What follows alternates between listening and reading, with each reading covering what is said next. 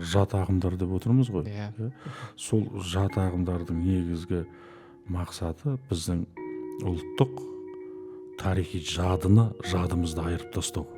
Кеңес үкіметінің ұланысың, Кеңес үкіметінің азаматысың, сенің пайғамбарың Владимир Ильич Ленин, көсемің сол. Менталитетті, европалық мәдениетті білім алды. Иә, олар кең өзі де, ол енді қазіргі мынау діни ағымдардағы жат діни ағымдарға бейімдеу болып келді. Бұлай қазақ тілін айтық.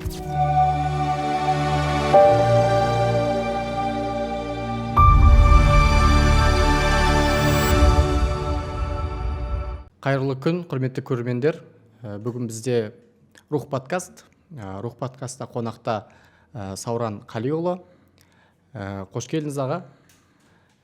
Сауран Қалиұлын таныстырып өтсем, бұл кісі тарих магистрі, және де осы біздің Тараз қаласындағы көне Тараз археолог жерін зерттеген маман, және Сауран, Төрткүл секілді жерлерге археолог жұмыстарын жүргізген кісі, этнограф.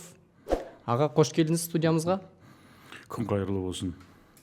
Жалпы біздің бағдарламамыз осы аты Рух подкаст болғанына байланысты да осы ағартушылық бағытта тарих, мәдениет, дін, басқа да қоғамда болып жатқан өзекті мәселелерді талқылап, соны айтамыз жалпы.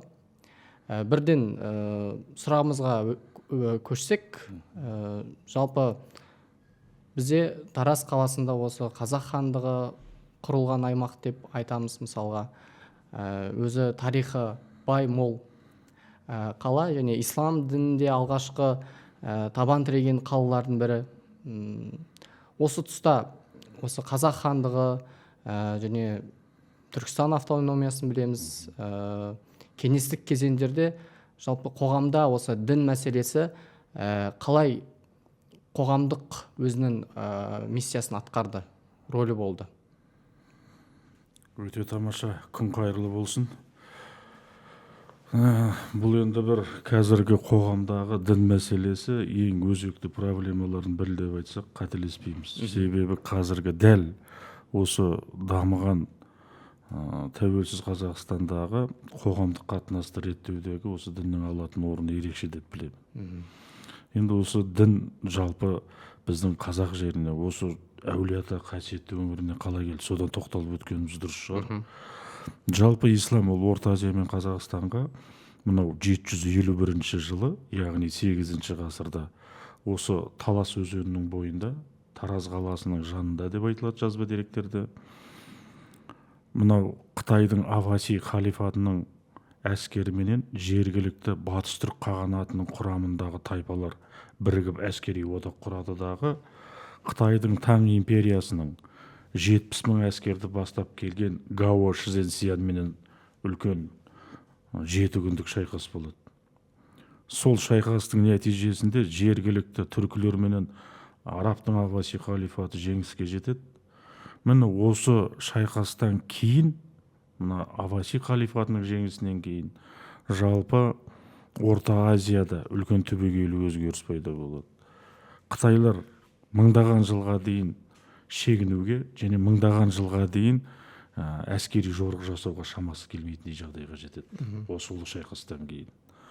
Міне енді осы шайқастан кейінгі уақытта жергілікті түркі тайпалары бірте ислам дінін қабылдай бастайды.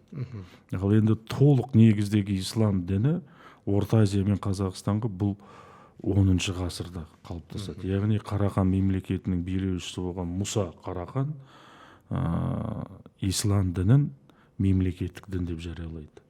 Оның алдында ислам дінінің келуі және белгілі бір дәрежедегі мешіттердің қалыптасуы бұл 893 жылы Самани мемлекетінің билеушісі болған Ибн Ахмет Исмаил Тараз қаласын жаулап алады.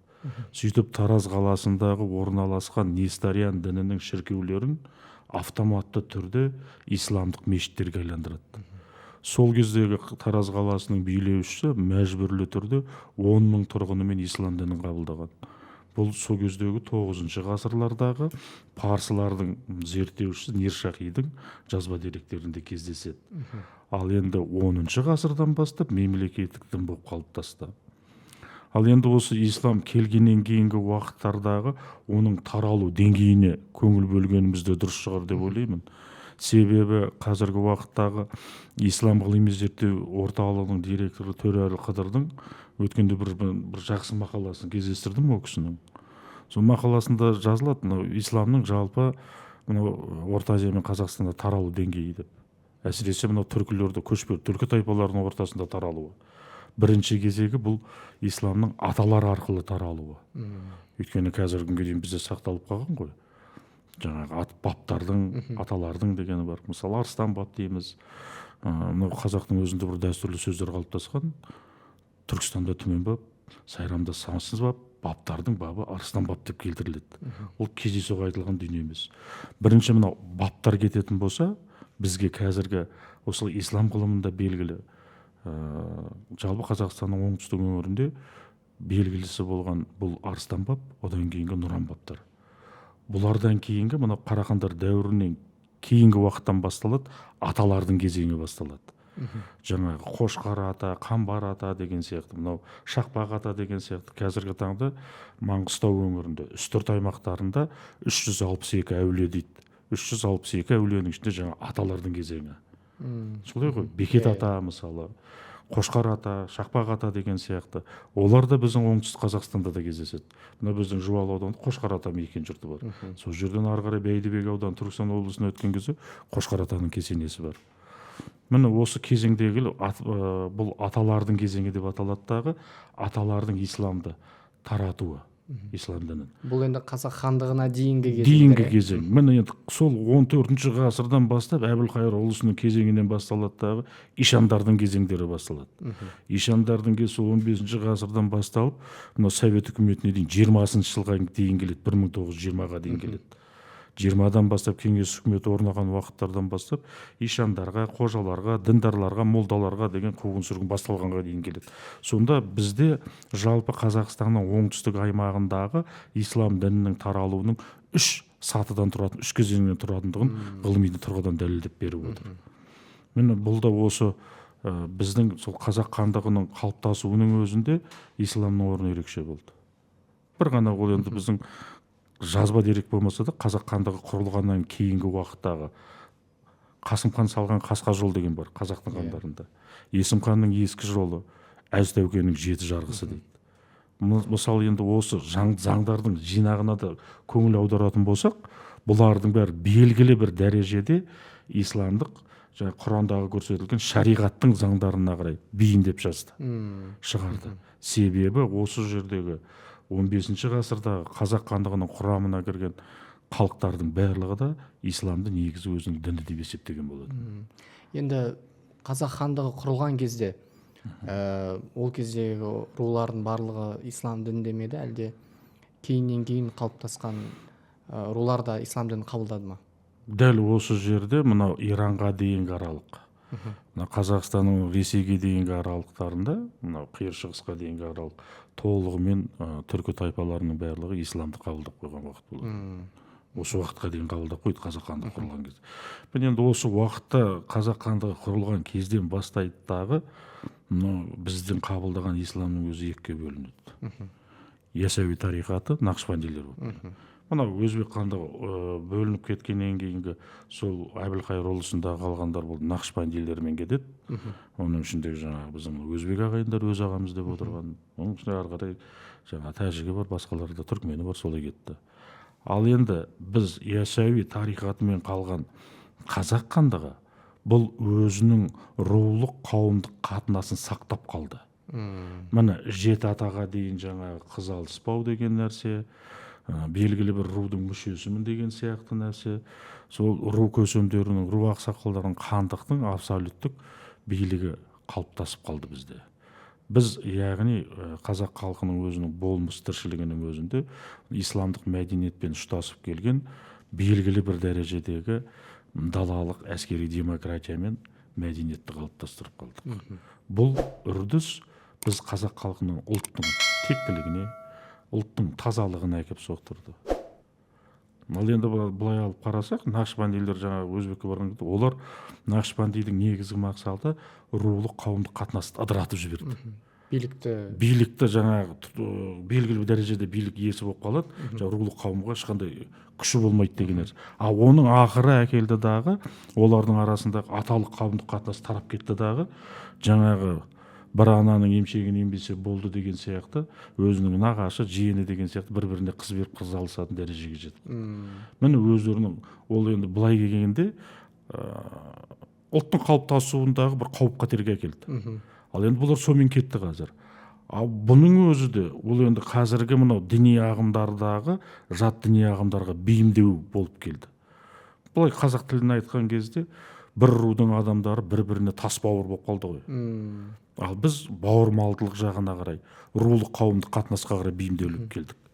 Біз одан зардап шекпеуіміз керек. Қайта ол біз үшін өте керемет дүние болды.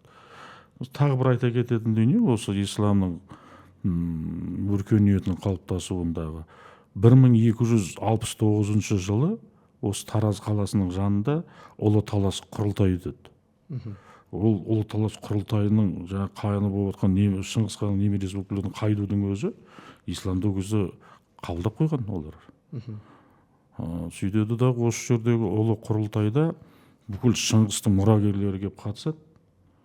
Сол мұрагерлердің ішінде Шыңғыс әулетінің билігі тоқтайды дағы, Шыңғыс ұрпақтарының арасында дербес тәуелсіз мемлекеттер пайда болды. Мысалы Алтын Орда, Ақ Орда, Көк Орда, Моғолстан деген сияқты алғашқы мемлекеттер қалыптаса бастады. Міне бұған да Ясауи тарихатының әсері үлкен болды.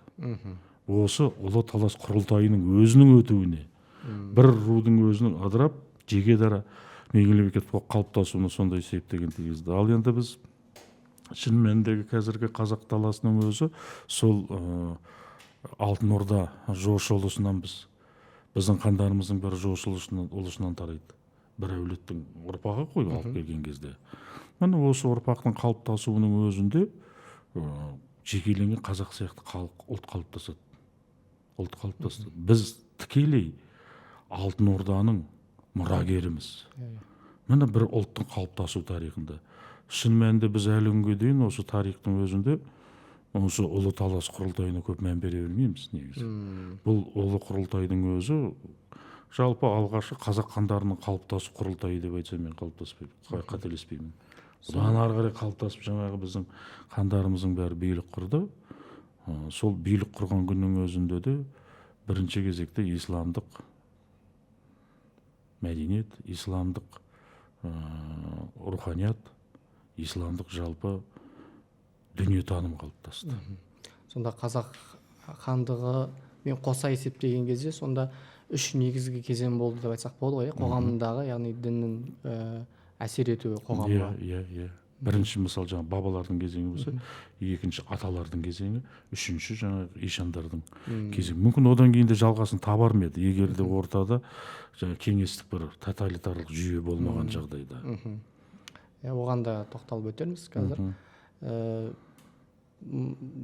Осы Алаш Орда кезінде, Түркістан автономиясының кезіндегі осы ерекшеліктерді тоқталып өтесіз ба? Дін мәселесінде қалай қоғам арасындағы билік пен қоғам арасындағы байланыс қалай жүзеге асты? Білесіз ба, Алаш автономиясы құрылған кезде олар өздерінің, біз ислам ұстанатын дініміз, мемлекеттің діні ислам деді олар. Алаш зиялыларының өзі исламнан алшақтап кеткен жоқ. Мысалы Әлихан Бөкейхановты алайық, Міржақып Дулатовты алайық, одан кейінгі жаңағы Ахмет Байтұрсын ұлт ұстазы болған.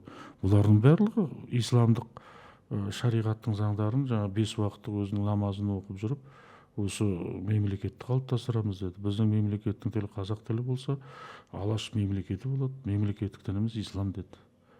Бұндай жаңағыдай бір көптеген дін болады деген нәрсе айтылмаған.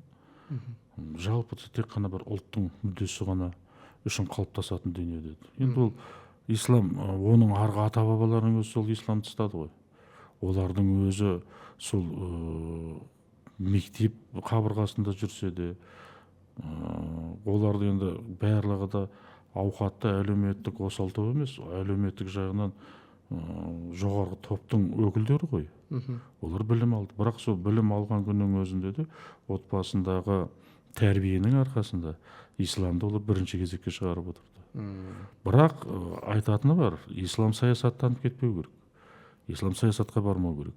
Яғни зайырлық принциптерді ұстады. Өйткені олардың барлығы да европалық менталитетті, европалық мәдениетті білім алды.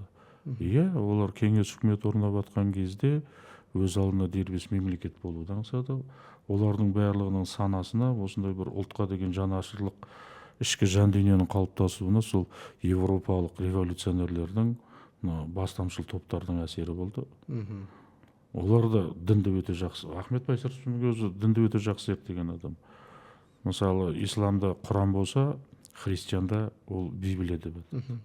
Иә, мысалы, исламдық бүкіл болмыс тіршілікті сол Құрандағы көрсетілген сүрелер, хадистер, шариғаттың заңдары.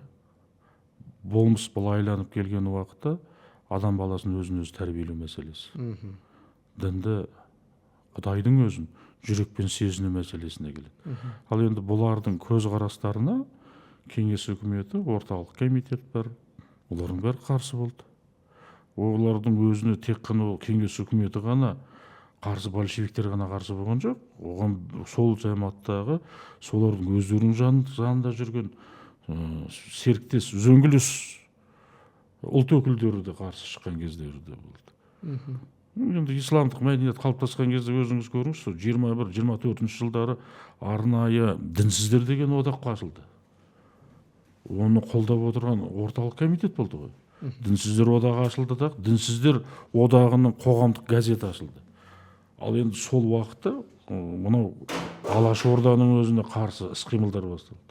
Иә, Қазақ деген газет Орынбордан шығып жатты, басқа қабатта олар ұлттың болмысына қатысты, ұлттың тарихына қатысты, ұлттың болашағына қатысты өздерінің көзқарастарының, экономикалық дамуының, Алаш мемлекетінің жаңағы әлеуметтік саяси қалыптасуы, тағы сол сияқты дүниелер жазып жатқанда, тура соларға қарсы жаңағы дінсіздер одағы құрылып, солардың газетін шығарып.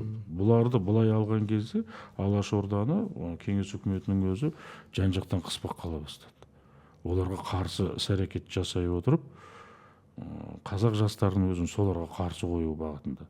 Міне осы кезден бастап атеистік жаңағыдай көзқарас қалыптасады. Пайда болады. Ол ішіндегі жастардың басым көпшілігі осы атеистік бағытқа қарай кетеді. Енді жастар көбінесе мысалы мына 16-17 жастағы жастардың барлығы бір болмышы дүниеге еліктегіш қызығушы сондай болып келеді ғой. Міне олар соны тиімді пайдаланды. Ал енді орта буын жаңа 30-дан асып 40-қа келген ұлт азаматы бола бастаған азаматтарға олардың санасын улау өте қиындау болды дағы, сондықтан жастарға қарай бейімділікті берді. Енді үшінші кезең деп айттыңыз, мысалы ишандар мектебі деп. Сол Алаш өкіметінің билігінің пайда болатын тұсында, яғни осы үшінші кезеңде аяқталды деп айтсақ болады ғой, ишандар мектебі. Ишандарды біз 30 жылға дейін әкелеміз оны енді. 1930-ға дейін әкелуіміз керек деп ойлаймын. Себебі былай қарауымыз керек та, мынау ишандардың мектебінің қалыптасуы жалпы бұл патшалық Ресейдің кезінен басталады. Мынау ұлы жүздің жері, яғни осы қазіргі Қазақстанның оңтүстік аймағы толығымен Ресейге қосылғаннан кейін Ресей патша үкіметінің мынау исламға деген сол кездерде бір көзқарасы жылымық танытқан уақыт болатын. Міне сол уақыттарда медреселер, мешіттер, тағы сол сияқты дүниелер салына бастады. Ондағы мақсаты мынау саяси қозғалыстың өршіп келе жатқанын біле отырып, Ресей патша үкіметі исламды көтеру арқылы саясаттандыру, халықты басып тоқтату мақсатын алдыға алады. Ресей патша, осы Николай патшаның кезінде. Сөйтіп байқап отырсаңыз, қазіргі таңда бізде мынау тарихи мәдени ескерткіш ретінде, қала құрылысының ескерткіш ретінде сақталып қалған Талас ауданындағы Абдулла ишанның мешіті бар. Талас ауданында Қарақожа ишанның мешіті бар. Тағы сол сияқты, мысалы мынау Қараханның кесенесінің қайтадан сол 1905-7 жылдар қайтадан көтерілуі, одан кейін Қали Жүністің моншасының қалыптасуы. Бұлардың барлығына сол қайта қалпына келтіру немесе соларды салу үшін Ресей патша үкіметінен арнайы қаражаттар бөлінді. Және сол уақыттағы мынау күйдірілген кірпіш деген өте бағалы болатын. Сондайлардан сондай нысандарды тұрғызды сол құрылыс материалынан. Бұл патша үкіметінің жаңағыдай Орта Азия халықтарын өзіне бұратана халық санаудағы діннің бір құрал ретінде пайдалануы. Ал енді мен жаңа 1930 жылға дейін келді дедім ғой. 1930 жылдары 25 жылдардан бастап арнайы жарлық шығады дағы молдаларды, ишандарды, қожаларды, сунақтардың бәрінің артына қуғын сүргінге ұшырай бастайды. Ең соңғы сол 1930 жылғы шілде айындағы мынау Созақтағы көтеріліс.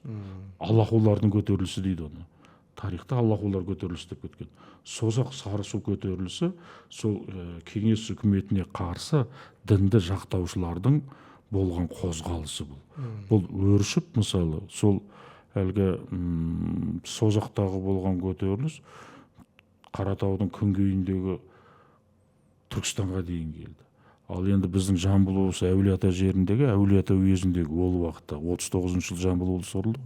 Сонда сол Созақтан Сарысуға келіп, Сарысудан Мойынқұм, Мойынқұмнан Новотроицк, қазіргі Төле би, Шу, содан асып отырып, Қордай көтерілісіне жалғасады. Қордай көтерілісінің өзінде де сол жаңағы кеңес үкіметіне қарсы мынау діндарлардың қуғын сүргінге ұшырауы, діни медреселердің жабылуы, мешіттердің жабылып әскери қоймаларға айналуы, міне осылардың барлығы жиналып келген кезде осы жердегі жергілікті халықтың ашу-ызасын тудырды. Міне содан жаңа кеңес үкіметіне қарсы шықты. Олардың біразы қуғын сүргінге ұшырады, итжеккенге кетті, қаншауы атылып кетті. Дәл бүгінгі күнге дейін қанша ишанның, қанша молданың, қанша имамның атылып өтіліп кеткендігі туралы біз әлі нақты деректерде жоқ. Сонда көтерілістердің де себептері діни астары да бар дейсіз ғой? Әрине, діни астар. Бұның негізгі мәселесі сонда болды. Ашу-ызасын тудыратын ауыл балаларының негізгі көзін ашқан ол уақыттағы діни медреселер болды. Бірінші сауатты діни медреселерден балалар сауатты, молдалардан жаңағыдай діни сауаттылығын ашып отырды. Кез келген бала жаңағы Құранды оқи алу керек. Ең құрылған уақытта Фатиха мен Ықылас сүресін білу керек. Осындай мақсаттарда осыны пайдаланған болатын. Ал енді осының барлығына келіп, соңмен діндарлардың қудалануы, мешіт пен медреселердің жабылуы, сонымен қатарға халықтың сол кездегі әлеуметтік, экономикалық, тұрмыстық жағдайының, әл-ауқатының әлсіреуі, шектен шыққан жаңағыдай тоталитарлық жүйенің қысымы, енді көшпенді халықтың өзінде бірден әкеліп отырықшы қылып орналастырудың өзі ол үлкен қасірет қой. Міне сол қасіреттің барлығын осы қазақ халқы зардап шекті, басынан кешірді. Міне осы Аллахулардың көтерілісінен кейін 30 жылға Тәжікстандағы, Түркменстандағы, Өзбекстандағы мешіттер мен медреселерге тиісуді тоқтатады. Бұзуды бүлдіруге. Бізбен шектелді деп айтсақ болады. Бізбен шектелді. Олар қайта бізбен шектеліп, осы өздерінің дәстүрлі діни ұстанымдарын ұстап қалды, және мешіт пен медреселер сақталып қалғаны сол. Мысалы, Самарқанд алайық, Хива, Бұхара, Ташкент, мысалы, солардың өзінде өте көп мешіттер мен медреселер сақталып қалды. Бізде өкінішке орай біразынан айырылып қалдық. Құл-Қожа Ахмет Яссауидің өзінің жатқан кесенесінің өзіне Черняевтер, генералдары қанша рет зеңбірекпен оқ атып, Совет үкіметі орнағаннан кейін ол жердің бәрін әскери қару-жарақ сақтайды. Қоймаға айландырып жіберді. Бергі жағындағы тұрған медресенің ішінің бәрін әкелді дағы ат құрағып жіберді, конюшня жасап қойды. Бұл енді сол жергілікті халықта олардың өзінің ұстанымы болды ғой. Жаңа Черняевтің де айтқаны бар. Бұлардың табынып отырған құдайының құртсаң, бұлар құдайынан айырылғаннан кейін саған бағынуға мәжбүр деп есептеген. Қазақтың өзінде жақсы сөз бар. Құдайдан қорықпағаннан қорық дейді. Дінсізден құдайдан қорықпағаннан қорық деген әңгіме сол уақыттардан қалған біздің бір қасіретті жылдарымыздың белгісі. Енді бізде кеңестік кезеңді білеміз, енді атеистік кезең болды дейді. Ешқандай көзқарасқа, дінге рұқсат етілген жоқ. Одан кейінгі кезең яғни тәуелсіздік алған жылдары бастапқы кезеңде рухани вакуум дейді мысалға. Адасу кезеңі. Иә, кеңестік кезеңде бір діни ақпараттардың берілмеуі, іштегі кризис дейді ғой, экзистенциалды кризис деп қояды. Сондай кезеңді халық басынан өткерді деп айтсақ та болады, мысалға. Соның салдары неге алып келіп соқты жалпы қоғамда? Қоғамда мынаны қараңыз, біз біріншіден сол Құдай сақтап 70 жылмен тоқтап қалдық. Енді бір 30 жыл тұрған кезде Совет үкіметі, кеңес үкіметі, біз шын мәнінде өзіміздің кім екенімізді ұмытатын, өзіміздің ұлттық құндылығымызбенен ерекшелігімізден айырылған бұратана халық болып шығатын едік. Қайта бізді Құдай сақтап, сол 70 жыл әйтеуір әупірімдеп қалдық. Бірақ енді 70 жылдың ішінде біз көп дүниеден айырылып қалдық. Осы дінменен келіп отырған адами рухани құндылықтан айырылдық. Ауызбіршілігімізден айырылдық. Отбасылық тәлім тәрбиеден айырылдық. Бұлай алған кезде ұлттық ерекшелігімізден айырылудың сәл алдында ғана тұрып қалдық. Жоғалуға жақын тұрдық. Ұлт ретінде жоғалуға жақын тұрдық. Ол енді вакуум дұрыс айтады ғой, мысалы Әл-Фарабидің өзі бөліп қарайды ғой, екіге бөледі вакуум. Вакуум деген белгілі бір дәрежедегі адамның санасын қысып тастау. Вакуум деген қысым. Ал міне сол атеистік, кеңестік дәуір кезінде белгілі бір дәрежеде адамның миының бәрін улап тастаған. Шектеп тастады. Сенің оны мысалы дін туралы ойлауға, айтуға, жазуға, емесі жаңа дін туралы уағыз естуге сен қақың жоқ. Сен өйткені кеңес үкіметінің ұланысың, кеңес үкіметінің азаматысың. Сенің пайғамбарың Владимир Ильич Ленин, көсемің сол, пайғамбар, құдайың сол сенің.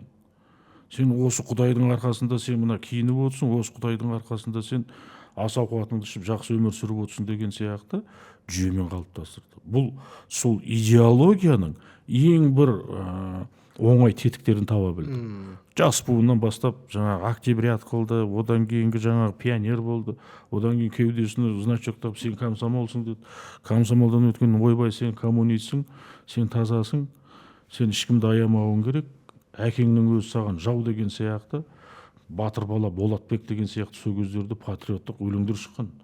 Біз совет заманы кезінде 19 мамыр күні соны айтатынбыз. Батыр бала Болатбек деген өзінің әкесін сатып жіберген адам ол. Мысалы келген кездерде. Сол сияқты көп қой жаңа Павлик Морозов болды, анау болды, мынау болды деген сияқты бір ойлап тапқан тұлғалар болды. Құрыш қалай шынықты дегенді Павел Корчагин дегенді ойлап табылған. Настровский өзінің жаңағы өзі сол сияқты қойып қойды. Олардың барлығы жасанды мифтік тұлғалар өмірде жоқ. Бірақ ана жастарды соған миын улап тастады. Міне вакуум. Белгілі бір дәрежеде кеңістікпен ғана тынысталаттағы басқа кеңістікке кіруге қақысы жоқ. Шектеуде тұрдық. Ал енді сол вакуумнан біз шыққаннан кейінгі уақыттағы жағдай не болып кетті бізде? Бізде міне тоқырау кезеңі басталды 90-шы жылдары. Экономикалық жағынан болсын, әлеуметтік жағынан. Бұл экономикалық жағынан тоқыраудың өзі халықтың әлеуметтік жағынан дағдарысқа ұшырауына әкелді. Күнкөріспен кетті. Ата-ананың өзі сол бала шағаны қалай асыраймын деп жаңағы күні түні тіршілікпен кетті дағы бала тәрбиесі, отбасы тәрбиесі, отбасындағы әкенің рөлі әлсіреп кетті. Міне осы уақыттарда жаңағы әлеуметтік осал топтан шыққан азаматтарды жаңағы діни ағымдар бізге қайырымдылық жасаған сияқты мына Пакистан, одан кейінгі жаңағы Сауд Арабиясы, Сирия, Ливия сияқты, университеттер, Египет сияқты солардың бәрі тартып әкетті дағы әсіресе басым көпшілігі Пакистанға кетті. Міне сол дәл отанынан барды дағы қазіргі теріс ағымның қалыптастыратын ұстаздарын қалыптастырды сол жерде олар. Әдемі қалыптастырды. Өйткені олардың да мақсаты мынау кеңестік кезеңдегі тарап шыққан Орта Азия халықтарын өздеріне бағынышты ету. Оларға да Қазақстанның территориясы керек, оларға да жаңағы ислам халифаты сияқты мемлекет құру керек болды. Міне сол саяси жүйені жүйелі түрде іске асыру мақсатында бірінші біздің ұстаздарымызды қалыптастырды. әдемі болды. Иә. Міне алғашқы барғандары сол 93-94 жылдары барды. Олар 96-98 жылы белсенді түрде осы жердегі сол өзге ұлт діни ағымдардың кәдімгі ұстаздары болып шыға келді. Тақсырлары бар, басқасы бар. Оның артынан сол уақытта ешқандай мемлекет тарапынан шектеу қойылған жоқ. Иә, біздің мемлекет, жаңа айттық қой, біз зайырлы мемлекет, әлемдік 113 мемлекеттің қатарында біз тұрмыз. Ол зайырлы мемлекет болуымыз да қажет. Себебі сонау патшалық заманнан бізді орыстандыру, отарландыру саясаты жүрді. Сол саясатты одан кейінгі келген биліктің басына келген кеңес үкіметі, мен айтар едім, кеңес үкіметі патшалық Ресейдің тікелей мұрагері. Тура сол саясатты олар да осы Қазақстан мен Орта Азия халықтарына қарай жүргізді. Сондықтан да олар сол әлсіреген мемлекеттерді бөліп алып, өзінше бір мемлекет құру, қалыптастыру қағидатына қарай көшті. Енді сол уақыттарда орыстандыру үшін, отарлау үшін бізге қаншама қоныстанушылар келді. Зорлықпен күштеп келген қоныстанушылар болды. Соны Украина жерінен, Белоруссияң бар, Ресей Федерациясының аймағы бар, Кавказ аймақтарынан бар. Немістер бар. Ең ақырая қиыр шығыстағы кәрістерге дейін әкеліп қоныстандырды. Бөлек жерлерге емес, осы біздің Қазақстанға әкеліп қоныстандырып тастады. Міне осы қоныстанған халықты одан кейін оның өзі 3-4 ұрпақ алмасып кетті. Біз тәуелсіздік алған уақытта. Міне осы 3-4 қалыптасқан уақыттағы ұрпақтар, олардың екінші емес, таза өзінің отаны Қазақстан болды ғой. Ал неге біз оларды итеріп тастауымыз керек? Сондықтан да біздің мемлекетте жаңағыдай қазақ деген мемлекеттің шаңырағының арасындағы бірлігі жадасқан елді қалыптастыру мақсатында зайырлы мемлекет бізге керек болды. Иә, біз ол мемлекетті құрғаннан кейін ол мемлекетте туып өскен азаматты бауырынан теппеуіміз керек. Ол Қазақстанның азаматы. Мейлі ол ұлты орыс болсын, оймауыт болсын, басқа болсын, ол осы елдің азаматы деп есептеуіміз керек. Бірақ ол мен басқа ұлттың азаматы екенмін деп, ол да жаңағыдай өзінің бір діни бірдеңе көзқарастарын көрсетпеу керек. Ол осы мемлекетке жан тәнімен берілу керек, менің отаным деп. Ондай да азаматтар бар. Сондықтан осы діни ағымды біз жаңа еркіндікке қарай жібердік дағы, кеште болса бұған қазір шектеу қойыла бастады. Өйтпемесе бұлардың өзі әсіресе басқа діни ағымдарға қарағанда біздің ислами ағымдардың ішінен келген жаңа салафизм бар, бахавиті бар, басқасы бар, қырты бар, сырты бар. Бұлардың барлығы біздің ұлттың, мемлекеттің болашағына қауіп төндіре бастады. Енді біз тәуелсіздік алғаннан кейін өзімізді зайырлы мемлекет деп жарияладық қой, енді демократиялық ел деп. Осы зайырлық деген түсінікті жалпы деструктивті идеологиядағы азаматтар атеистік көзқарасқа ұқсатып жатады да. Яғни бір атеистік мемлекет ретінде көрсеткісі келеді. Яғни оның мән мағынасына жетік бара бермейді. Енді мынандай сауал, осы зайырлы мемлекетпіз, яғни сенім бостандығы берілген, онымен қатар адам өзінің жауапкершілігі бар ғой, мысалға діни наным сеніміне байланысты мысалы конституциядан көрсетілген нәрселерден бас тартпау, сол нәрселерді қадағалау, сол нәрсемен жүру деген секілді. Осы екі ұғымды жалпы қоғамда бізде қалай ұштастырып жүруге болады? Мысалға зайырлық принциптерінде ұстанып және адам өзінің діни наным сенімдерінде ұстанып дегендей. Біз енді басқа дінді қоя тұрайық, енді ол дінді зерттеп те қарап та жүрген жоқпыз ғой. Біздің өзіміздің исламның өзі. Исламның өзіндегі жаңа жат ағымдар деп отырмыз ғой. Сол жат ағымдардың негізгі мақсаты біздің ұлттық тарихи жадымызды айырып тастау мақсатында болды. Сондықтан да біз осы жерде бір зайырлық деген нәрсені кеңінен насихаттау керек сияқты, кеңінен түсіндіру керек. Біздің енді конституциялық заң талаптарымыз бар. Қазақстан Республикасының конституциямыздың, ата заңымыздың 1-ші бабында өзін айтады ғой, Қазақстан Республикасының ең баға жетпес бұл құнды құндылығы ол адам дейді. Адамның өмірі, бостандығы, тағы басқаларды айтады. Біз енді ол адамның әрқайсысына ерік берілді, діни ұстанымды. Ал енді сосы ерікті біздікілер басқаша пайдаланды ғой. Пайдаланып жатыр. Әлі де жүр олар қоғамда. Міне осылар біздің ертеңгі ұлтқа көрсететін қауіп қатердің азаматтары. Әлі де болса осы зайырлыққа байланысты, мына мемлекет тарапынан жасалынып жатқан діни ұстанымдарға байланысты көптеген насихат жұмыс жүргізу керек сияқты. Әсіресе мынау өскелең ұрпақтың ортасында. Енді қиын. Мен тіпті олардың біздің болашағымызға қарай келгеннің өзін қорқынышпен, үреймен сезінемін. Ұлт ретіндегі сол болашақтың өзіне өте қиын нәрсе. Сондықтан да осы мәселелерге келген кезде зайырлықты байқайсың ба, мынау енді жат ағымдағы жүрген азаматтарымызға, былай жүрген азаматтардың өзінде де мына адамның өзінің санасында рухани мәдениет қалыптаспайынша ол айтып жеткізу қиын дүние. Дұрыс айтасыз. Зайырлықты да, басқа дүниені де. Зайырлық деген дүниені ол мынау өзінің отансүйгіштігіменен, мемлекетшілдігіменен, ұлт жандылығыменен белгілейтін дүние. Оны сөзбен айтып жеткізу өте қиын дүние. Осы үш факторды ойлаған адам ол зайырлы азамат болып шығады. Мемлекет қандай зайырлы болса, сол қоғамның азаматы да сондай зайырлы болады. Ол үшін жаңағыдай адамның санасында рухани мәдениет қалыптасу керек. Ол мәдениет қалыптаспаған жерде оның бәрінің айту бос әңгіме сияқты болып қалады деген ойдамын менің өзім. Енді қазіргі біздің қоғамымызда дін өзінің жалпы қоғамдық қарым-қатынасты реттеуде қаншалықты өзінің миссиясын, рөлін атқаруда? Осы мына қаңтар оқиғасы өтті ғой.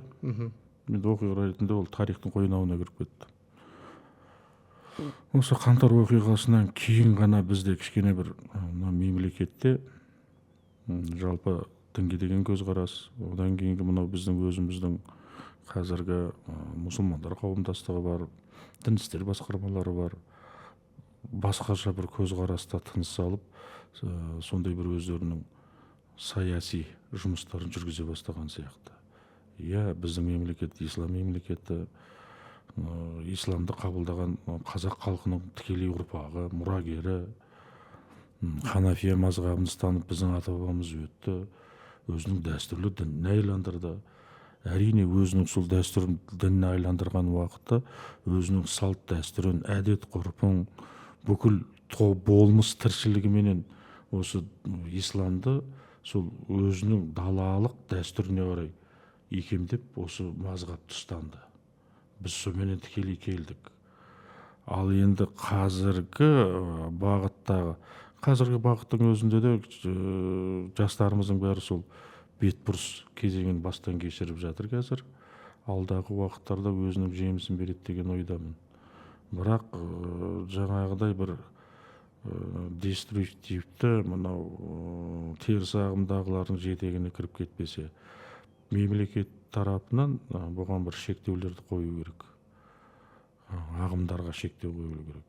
Егер шектеу болмаған жағдайда бұл мемлекеттің өз ішіндегі қоғамдық қатынастың өзінде ыдырау, деградация шығуы мүмкін. Одан кейін жалпы жат ағымдардың пайда болуы себептері де бағанағы тарихи өзінің байланысы бар деп айтуға болады ғой, Біз айтылып өткен дүниелердің барлығын мысалға осы тарихи тізбектерді айтып өттік қой, мысалы қазақ хандығынан бастап алашордалықтар, кеңестік кезеңдерді жалпы ең қой үстіне бозторғай жұмыртқалаған кез дейді ғой. Қоғам, дін, мемлекет осы үш ұғым бірге тұтас өмір сүрген керемет кезең деп қай кезеңді айтатын едіңіз? Енді тарихта Әз Тәукенің заманын айтады. Тәуке ханның 7 жарғысы шықты ғой. Сол Тәуке ханның 7 жарғысы шыққан уақытта мынау дін, сол кездегі мемлекеттің ұстанымы, бұндай бір бейбіт жақсы халықтың өмір сүрген кезеңі дейді да. Міне сол уақытта тарихта қой үстіне бозторғай жұмыртқалаған заман деп жазылып кетеді. Қой үстіне бозторғай әз негізі тәуке хан ғой енді. Ол тәукенің өзіне әз деген атты беріледі. Ол әз деген сөз халықтың берген құрметі мен қошеметі ол кісіге берілген, атағына беріліп отырған. Сондықтан да бұл заман солай өтті дағы.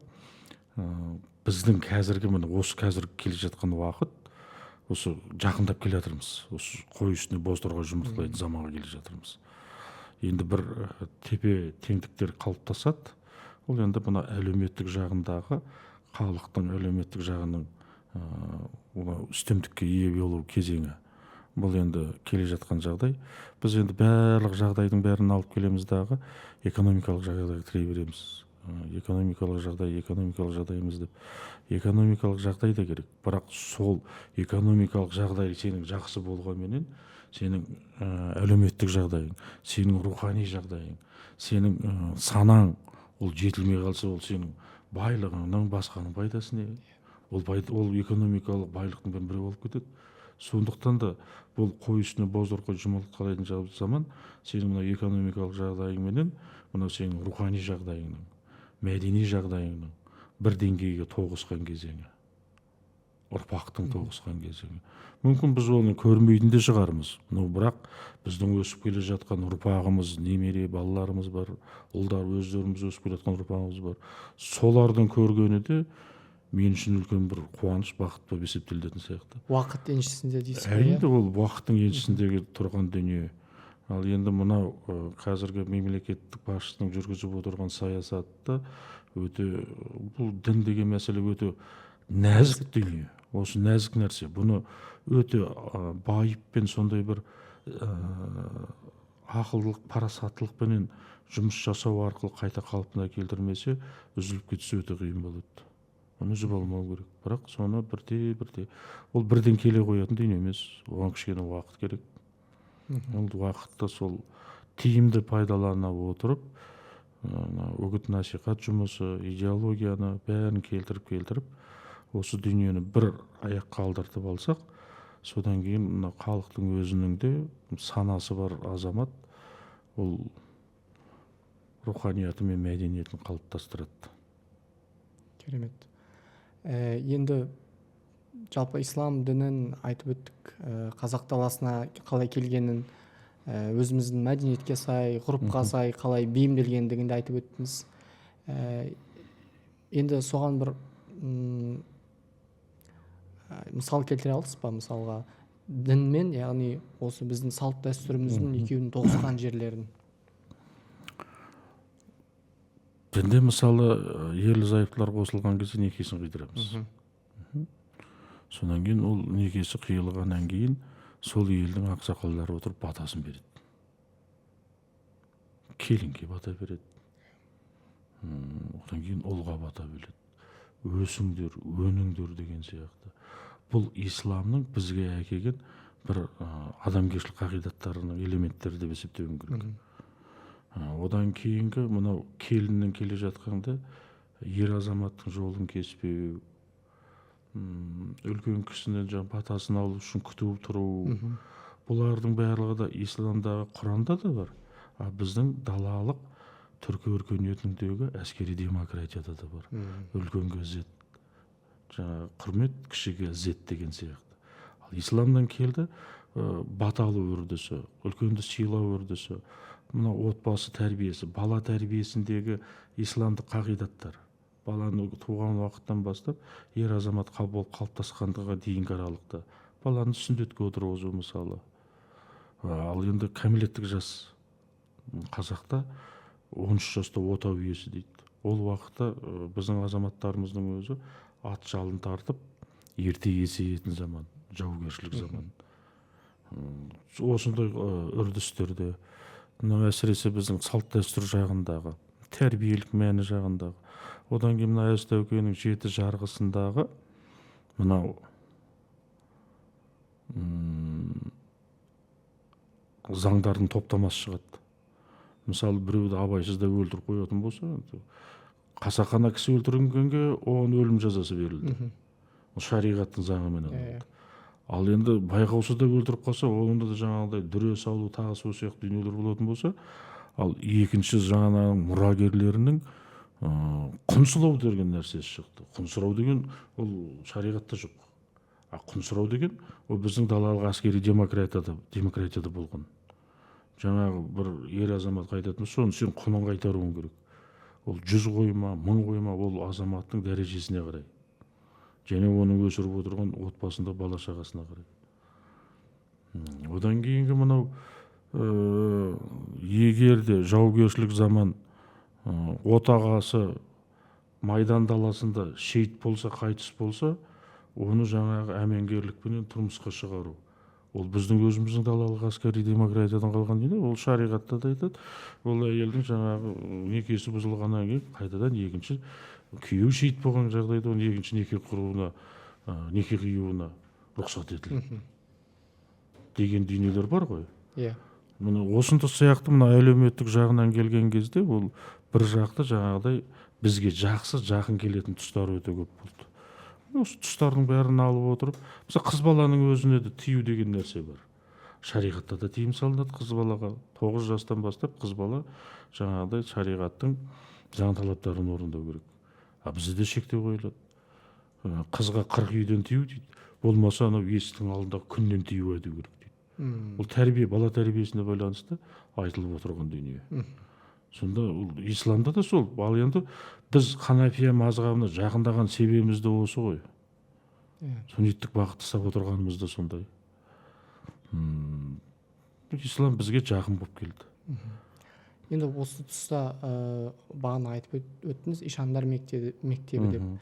Оған дейін Яссауи, Нақшбанди, Сопылық бағытын айттыңыз. Осы тұста Яссауидің рөлі қандай болды?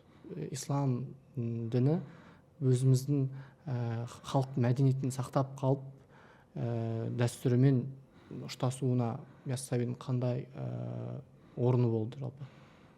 Ол бір ғана нәрсе, диуани хикметтің өзі, мысалы сол біздің халықтың сол кездегі түркілердің деп айтайықшы, қазақ жоқ қой ол уақытта. Түркілердің өмір сүру жағдайына жақсарту мақсатындағы, олардың тұрмыс салтына, өмір сүру деңгейіне, жалпы дүние танымына сәйкес болып келген дүниелерді Яссауи дайындап шықты диуани хикметпенен. Ілімін дайындап шықты. Оның артынан да неше шайырлар дүниеге келді. Сүлеймен Бақырғани сияқты шайырлар дүниеге келді мысалы. Олар да соның ілімін жалғастырушылар.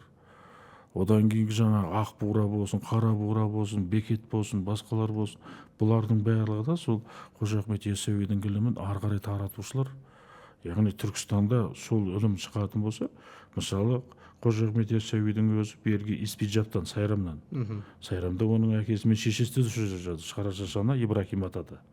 Ал бірақ ол сол дінді тарату біздің сол уақытта орталықтарымыздың бірі Яссы аумағы. Мына жағында Фарабтың дүниеге Фараб аймағы жатыр. Сол Яссы аймағында ұстанды. Себебі Яссы сол уақыттағы түркі дүниесінің орталығы болған. Сол уақыттың өзінде. Қазірде енді бүкіл түркі әлемінің рухани астанасы жасап отыр Түркістанда. Ол кездейсоқтық емес. Міне сол жерде Қожа Ахмет Яссауи өзінің ілімін жалғастырды. Сопылық бағыттағы ілімі таралды. Оның артынан бірнеше ұрпақ сол Яссауидің ілімін насихаттаушылар сол жерде өмір сүріп жатты. Хилует жер асты мешітінде. Енді пайғамбар жасына келдім, менің ары қарай өмір сүруге қақым жоқты, жер асты мешітіне түсіп кетіп, өзінің тарихаттағы нелерін жазып шығарды, хикметтерін. Міне Қожа Ахмет Яссауидің өзінің жалпы түркі екендігін, түркі әлеміндегі исламның бөлек бір нұсқасының болатындығын жасап шығарды. Бұл сол ислам мәдениетінің түркілердің жасап отырған далалық әскери демократиясымен ұштастырды, сабақтастырды. Соның нәтижесінде қазіргі күнге дейін осы ұрпақтар соны құрметтеп келе жатыр. Мысалы араб әлемі, Одан кейінгі мына төменгі фарсылардың әлемі Қожа Ахмет Яссауиді мойындамайды. Олар әшейін бір дүние сияқты бір тарихи тұлға ретінде ғана көреді. А біз оның осы өңірге исламды таратушы көсем ретінде, соны таратушы ұстаз ретінде бағаланады бізде. Түркі әлемі әсіресе. Түркі әлемі өте жақсы қолдайды. Бұл жер емес, анау Түркиядағы отырған түркі селжүктердің өзі, оғыздардың өзі ол кісіні үлкен ұстаз ретінде бағалайды. Ислам өркениетінің осы көшпенді түркі тайпаларының ортасында кеңінен насихатталуына ықпал еткен тұлға ретінде бағалайды. Бұл шынымен де солай болу керек.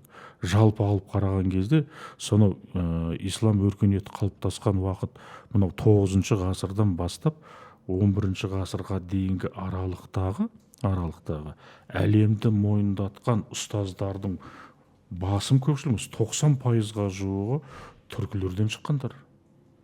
Әл-Фараби түркілерден шықты, Ибн Сина, Буини, барлығы бұлардың бәрі түркілерден шыққан ғұламалар.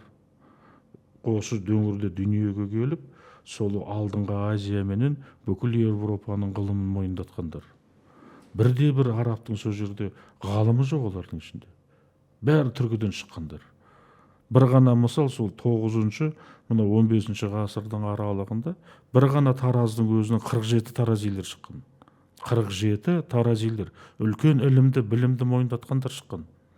Солардың ішіндегі 150 трактаттарға ғалымдардың еңбектеріне трактат жазған Хибатулла Тарази болатын. Бүкіл Мысырды, Шам елдерін бәрін мойындатқан адам. Оны да мысалы зерттеген Әбсаттар Қажы Дербісәлі болатын. Сол кісі сол Мысырға барып, одан мынау Шам елдеріне, Дамаскіде болып, Ливияда болып, тағы басқа елдердің бәрінде осы біздің ғұламалар туралы тың тарихи архивтік деректерді жинастырған адам. Оны сол кісілердің зерттеулерінің нәтижесінде адамзат өркениетіндегі бір сол кезеңге тән ғылыми құбылыстарға, өзгерістерге өздерінің үлесін қосқан азаматтар. Біз солардың тікелей ұрпақтарымыз. Керемет. Енді қай кезеңде бізде Нақшбанди көзқарасына қарай былай басымдылық бере бастады? Айтып өттіңіз ғой, 2-3-4 буын Яссауи тарихатында болды деп, одан кейін Нақшбанди көзқарасына қарай ауыса бастады деп. Нақшбандилер осы әсіресе мынау 14 ғасырда қазақ деген халық қалыптасып болады этникалық жағынан. Сол Әбілқайырдың ұлысының өзінде осы Нақшбандилік бағыт басымдылық ала бастайды. Бұларға тәжіктердің әсері, соғдылардың әсері басымдылық береді. Өйткені оларға жаңағы әлеуметтік экономикалық жағынан жақындай бастады.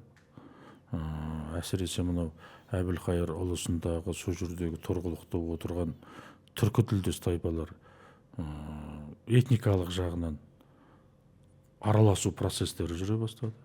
Сол ол бір күнде бір уақытта болған емес, сол 12 ғасырдан басталған процесс, сол 14 ғасырдың аяғы 15 ғасырда аяқталды. 15 ғасырдағы жаңа қазақ хандығы құрылды. Ол да қазақ хандығы құрылған уақыттағы Жәнібек пен Керей сұлтандардың өзі Яссауи тарихатындағы жүрген. Содан ілім алғандар болатын. Олар Сығанақтан келді. Сығанақ мысалы Түркістаннан ары қарай 150-200 километр жерде орналасқан орта ғасырлық қала ғой. Сығанақ, Сауран, Түркістан бір бағытта жатыр барлығы. Сондықтан олар осы жаққа келгенде де сол бағыттағы ұстанымдарын жасады.